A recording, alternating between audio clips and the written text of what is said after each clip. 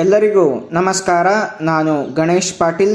ಸ್ನೇಹಿತರೆ, ಇವತ್ತಿನ ಕ್ಲಾಸ್ನಲ್ಲಿ ನಾವು ದಿ ನೆಗೋಷಿಯೇಬಲ್ ಇನ್ಸ್ಟ್ರೂಮೆಂಟ್ಸ್ ಆ್ಯಕ್ಟ್ 1881ನಲ್ಲಿ ಬರುವ ಸೆಕ್ಷನ್ 142 ಅನ್ನು ನಾವು ಡಿಸ್ಕಸ್ ಮಾಡೋಣ.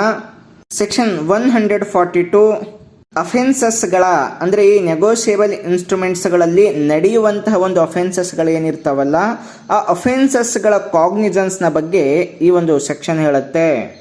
ಸೆಕ್ಷನ್ 142ನ ಸಬ್ಸೆಕ್ಷನ್ 1 ಪ್ರಕಾರ ಕ್ರಿಮಿನಲ್ ಪ್ರೊಸೀಜರ್ ಕೋಡ್ 1973 ಅಥವಾ ಈಗಿನ ಭಾರತೀಯ ನಾಗರಿಕ ಸುರಕ್ಷಾ ಸಂಹಿತ 2023 ಯಾವುದೇ ರೀತಿಯಲ್ಲಿ ಪರಿಗಣನೆಗೆ ತೆಗೆದುಕೊಳ್ಳಲಾರದೆ, ಅದರಲ್ಲಿರುವಂಥ ಪ್ರೊವಿಷನ್ಗಳನ್ನು ತೆಗೆದುಕೊಳ್ಳಲಾರದೆ, ಒಂದು ವೇಳೆ ಯಾವುದೇ ಒಬ್ಬ ವ್ಯಕ್ತಿ ಸೆಕ್ಷನ್ 138ನಲ್ಲಿ ಅಫೆನ್ಸನ್ನು ಮಾಡಿದರೆ ಆತ ಪನಿಷೇಬಲ್ ಅಂದರೆ ಪನಿಷ್ಮೆಂಟ್ಗೆ ಯೋಗ್ಯನಾಗಿದ್ದರೂ ಕೂಡ ಚೆಕ್ಕನ್ನು ಪಡೆದುಕೊಂಡಿರುವಂತಹ ವ್ಯಕ್ತಿ ಆ ಚೆಕ್ ಡಿಸ್ಆನರ್ ಆದಮೇಲೆ ಆ ಚೆಕ್ನಲ್ಲಿರುವಂತಹ ಅಮೌಂಟ್ ಆತ ಪಡೆದುಕೊಳ್ಳದೆ ಹೋದರೆ ಆತನಿಗೆ ಚೆಕ್ ಕೊಟ್ಟಿರುವಂತಹ ವ್ಯಕ್ತಿ ನನಗೆ ಚೀಟಿಂಗ್ ಮಾಡಿದ್ದಾನೆ, ಮೋಸ ಮಾಡಿದ್ದಾನೆ ಅಂತೇಳಿ ಗೊತ್ತಾದ ಮೇಲೆ ಸೆಕ್ಷನ್ 138ನಲ್ಲಿರುವಂತಹ ಎಲ್ಲ ಪ್ರೊಸೀಜರ್ಗಳನ್ನು ಫಾಲೋ ಮಾಡಿದ ಮೇಲೆ ಆತ ಕಂಪ್ಲೇಂಟನ್ನು ಕೋರ್ಟ್ನಲ್ಲಿ ಪ್ರೈವೇಟ್ ಕಂಪ್ಲೇಂಟನ್ನು ಕೊಟ್ಟ ನಂತರವೇ ಕೋರ್ಟ್,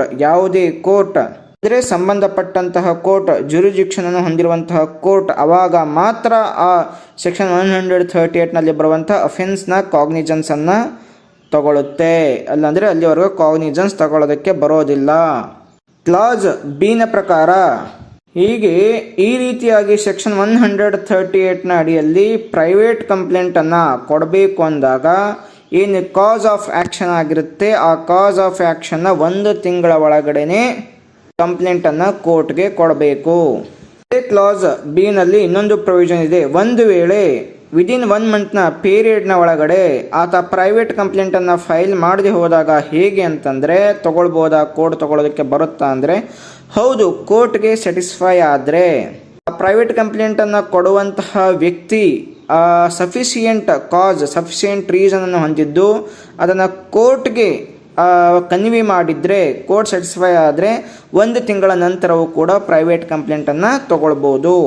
ಕ್ಲಾಸ್ ಸಿನ ಪ್ರಕಾರ ಸೆಕ್ಷನ್ 138ನಲ್ಲಿ ಬರುವಂತಹ ಅಫೆನ್ಸಸ್ಗಳನ್ನು ಮೆಟ್ರೋಪಾಲಿಟನ್ ಮ್ಯಾಜಿಸ್ಟ್ರೇಟ್ ಅಥವಾ ಜುಡಿಷಿಯಲ್ ಮ್ಯಾಜಿಸ್ಟ್ರೇಟ್ ಫಸ್ಟ್ ಕ್ಲಾಸ್ ಈ ಕೋರ್ಟ್ಗಳು ಮಾತ್ರ ಆ ಕೋರ್ಟ್ನ ಒಂದು ಟ್ರಯಲನ್ನು ನಡೆಸೋದಕ್ಕೆ ಸಾಧ್ಯ. ಯಾವುದೇ ರೀತಿಯ ಕೋರ್ಟ್ಗಳು ಈ ಒಂದು ಥರದ ಸೆಕ್ಷನ್ 138ನ ಅಡಿಯಲ್ಲಿ ಕೇಸಸ್ಗಳನ್ನು ನಡೆಸೋದಕ್ಕೆ ಬರೋದಿಲ್ಲ.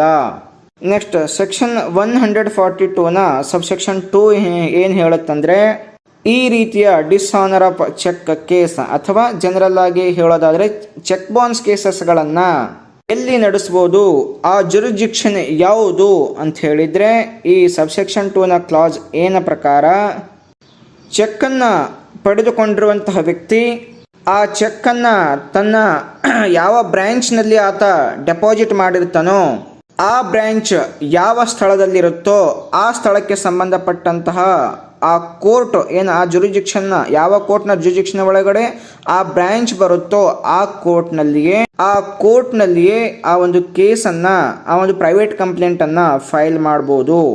ಅಥವಾ ಕ್ಲಾಸ್ ಬಿನ ಪ್ರಕಾರ ಒಂದು ವೇಳೆ ಚೆಕ್ ಹೋಲ್ಡರ್ ಅಥವಾ ಚೆಕ್ಕನ್ನು ಪಡೆದುಕೊಂಡಿರುವಂತಹ ವ್ಯಕ್ತಿ ಒಂದು ವೇಳೆ ಆ ಡ್ರಾವರ್ ಅಂತಂದರೆ ಚೆಕ್ಕನ್ನು ಕೊಟ್ಟಿರುವಂತಹ ವ್ಯಕ್ತಿಯ ಬ್ಯಾಂಕ್ನ ಅಕೌಂಟ್ನಲ್ಲಿಯೇ ಅದನ್ನು ಡೆಪಾಸಿಟ್ ಮಾಡಿದರೆ, ಆ ಬ್ಯಾಂಕ್ನಲ್ಲಿ ಅದನ್ನು ಡೆಪಾಸಿಟ್ ಮಾಡಿದರೆ ಚೆಕ್ ಕೊಟ್ಟಂತಹ ವ್ಯಕ್ತಿ ಆತನ ಬ್ಯಾಂಕ್ ಯಾವ ಸ್ಥಳದಲ್ಲಿರುತ್ತೋ ಆ ಸ್ಥಳ ಯಾವ ಕೋರ್ಟ್ನ ಜುರಿಡಿಕ್ಷನ್ಗೆ ಬರುತ್ತೋ ಆ ಸ್ಥಳದಲ್ಲಿ ಆ ಕೇಸನ್ನು, ಆ ಪ್ರೈವೇಟ್ ಕಂಪ್ಲೇಂಟನ್ನು ಆ ಕೋರ್ಟ್ನಲ್ಲಿ ಫೈಲ್ ಮಾಡಬೇಕಾಗತ್ತೆ.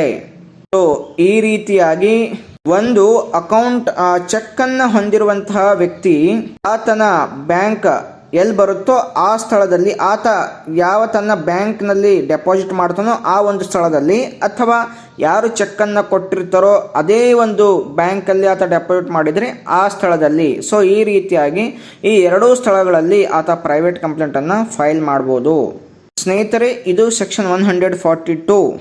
ನೆಕ್ಸ್ಟ್ ಕ್ಲಾಸ್ನಲ್ಲಿ ಇನ್ನೊಂದು ಸೆಕ್ಷನ್ ಡಿಸ್ಕಸ್ ಮಾಡೋಣ. ಎಲ್ಲರಿಗೂ ನಮಸ್ಕಾರ.